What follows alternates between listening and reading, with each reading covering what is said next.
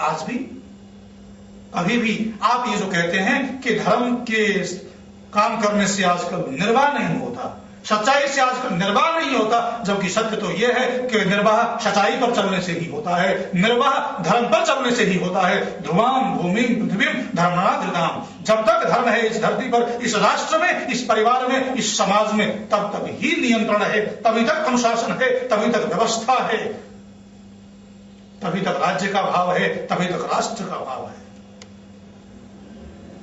आज भी न्यायालय में कोई प्रतिज्ञा की जाती है, कोई शपथ ली जाती है, तो साक्षी गीता पर, कुरान पर या बाइबल पर हाथ रख करके ये तो नहीं कहता कि मैं झूठ निष्ठा पूर्वक शपथ लेकर के कहता हूं कि मैं जो कुछ भी कहूंगा वो झूठ ही कहूंगा, इससे अतिरिक्त कोई नहीं कहूंगा। कोई न्यायाधीश उसकी बात को भी मानेगा। साक्षी को शपथ सत्य की ही लेनी पड़ेगी, विधायक से लेकर राष्ट्रपति तक शपथ सत्य की ही लेनी पड़ेगी। यही कहना पड़ेगा कि मैं सत्य निष्ठा पूर्वक प्रतिज्ञा करता हूं कि मैं जो कुछ भी कहूंगा वो सत्य ही कहूंगा, सत्य के अतिरिक्त कुछ भी नहीं कहूंगा, भले वो झूठी बोल रहा हो। झूठ भी कैसे चलता है? सत्य का आवरण ओढ़ करके ही झूठ चलता है, बिना सत्य का आवरण ओढ़ाए झूठ भी नहीं चलता। बिना धर्म का आवरण ओढ़ाए पाप भी नहीं चल सकता। आप वोट मांगेंगे कि मैं अच्छे अच्छे कार्य करूंगा, मैं अपना कार्य निष्ठा से, ईमानदारी से, सच्चाई से करूंगा, भले ही आप कितनी भी बदमाशी करते रहे, कितनी भी गुंडागर्दी करते रहे, कितना भी अन्याय करते रहे, अत्याचार करते रहे, पर आपने वोट तो अच्छाई के नाम से ही मांगे हैं। तो ये आप कैसे कह सकते हैं कि धर्म के बिना ही आजकल काम चलता है? आजकल धर्म के नाम से काम नहीं चलता, आजकल सच्चाई से और ईमानदारी से काम नहीं चलता। काम तो ईमानदारी से और सच्चाई से ही चलता है। धर्मनिरपेक्ष राष्ट्र न हो सकता है, न होना चाहिए, न कभी हुआ है। इस देश की आजादी हजारों वर्षों तक ये गुलाम रहा। इस देश को आजाद करवाने के लिए, और मैं तो ये कहता हूं कि ये देश केवल गुलाम नहीं रहा, इस देश का इतिहास गुलामी का इतिहास नहीं, इस देश का इतिहास गुलामी के विरुद्ध संघर्ष का इतिहास है। जहां आक्रमणकारी सिकंदर है वहां पोरस भी है, जहां विदेशी अन्यायी आतताई अत्याचारी अकबर है वहां महाराणा प्रताप भी है, जहां औरंगजेब है वहां शिवाजी भी है, जहां अंग्रेज हैं वहां चंद्रशेखर, भगत सिंह, राजगुरु, सुखदेव, सुभाष चंद्र बोस, रामप्रसाद बिस्मिल आदि आदि अनेक क्रांतिकारी जिन्होंने धर्म से ओतप्रोत होकर के अपने जीवन को स्वाहा कर दिया था राष्ट्र के लिए। इन क्रांतिकारियों के हृदयों में धर्म ओतप्रोत न होता तो राष्ट्र कैसे आजाद होता? जो गीता को सिरहाने रख करके सोते थे, जिनको ये मालूम है मरना तो एक दिन है ही, क्यों नहीं राष्ट्र के लिए मरे? धर्म उनके जीवन में ओतप्रोत था, इसलिए वो राष्ट्र के लिए मरे और राष्ट्र के लिए अपने जीवन को स्वाहा कर गए। दसों गुरुओं ने क्या ऐसे ही अपना बलिदान कर दिया था, अपने जीवन को ऐसे ही समर्पित कर दिया था? धर्म से ओतप्रोत होकर के उन्होंने राष्ट्र के लिए, समाज के लिए अपने जीवन को ओतप्रोत किया था। भारत का इतिहास साक्षी है कि धर्म से ओतप्रोत होकर के ही महापुरुषों ने अपने जीवन को समाज के लिए और राष्ट्र के लिए न्यौछावर किया है। और जब जब धर्म की हानि हुई है, महापुरुषों ने और संतों ने, ऋषियों ने और ग्रंथों ने धर्म का ही संदेश दिया है। गुरु गोविंद सिंह,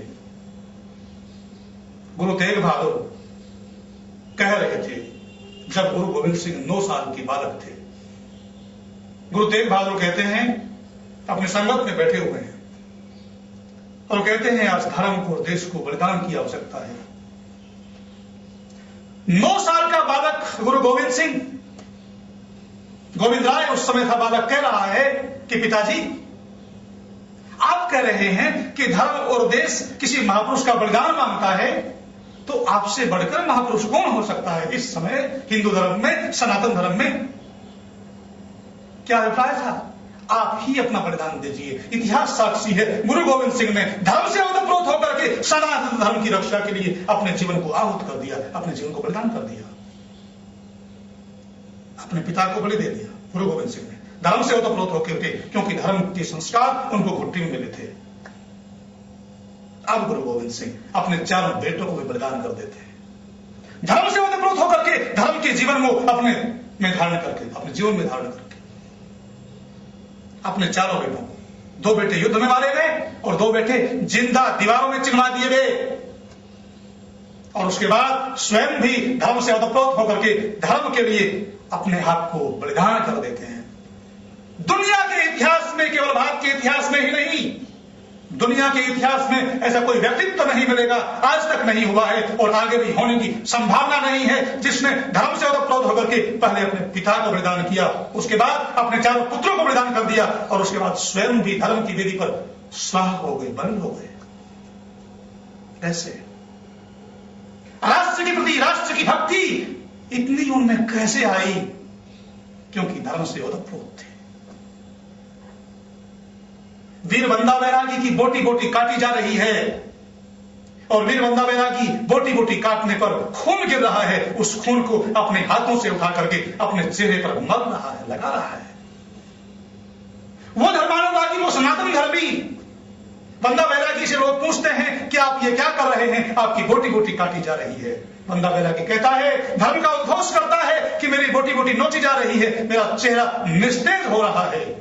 जबकि होना यह चाहिए कि धर्म पर बलिदान होने वाले व्यक्ति का चेहरा सतेज होना चाहिए, तेजस्वी होना चाहिए। इसलिए मैं अपने रक्त को, अपने खून को अपने चेहरे पर लगा रहा हूं ताकि मेरा चेहरा मरते हुए भी तेजस्वी रहे।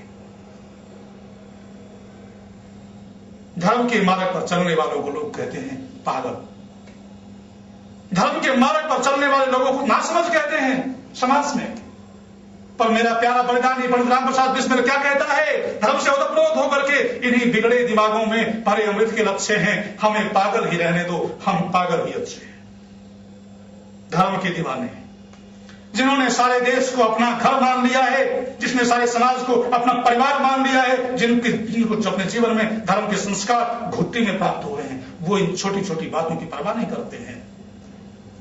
राम प्रसाद बिस्मिल कहते हैं, देखना है जोर कितना बाजुए कातिल में। राम प्रसाद बिस्मिल, चंद्रशेखर आजाद, भगत सिंह, राजगुरु, सुखदेव आदि अनेक क्रांतिकारियों ने धर्म से युक्त होकर के ही अपना बलिदान दिया था। महाराणा प्रताप ने धर्म से युक्त होकर के ही जंगलों की खाक छानी थी, घास की रोटियां खाई थी। अरे उनके बच्चों को भुट्टी में धर्म के संस्कार मिले थे, इसीलिए तो उनके बच्चों ने घास की रोटियां खाई थी। और वो घास की रोटी भी जब खा रही थी उनकी बालिका, तो बिलाव छीन ले जाता है।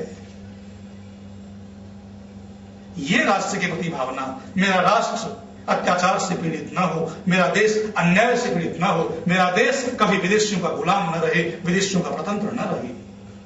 ये भावना मेरे देश के महापुरुषों में, मेरे देश के क्रांतिकारियों में धर्म के कारण से ही आई थी। और जिस दिन से आपने मैकाले की शिक्षा पद्धति पर चल करके धर्म को बहिष्कृत करना आरंभ कर दिया है, उस दिन से आपके परिवार भी टूट रहे हैं, आपका समाज भी बिखर रहा है, आपके बच्चे आतंकवादी बन रहे हैं, आपके बच्चे अश्लील फिल्मों को देख करके न जाने क्या क्या कुकृत्य कर रहे हैं, क्योंकि आपने अपने बच्चों को धर्म के संस्कार देना छोड़ दिया है।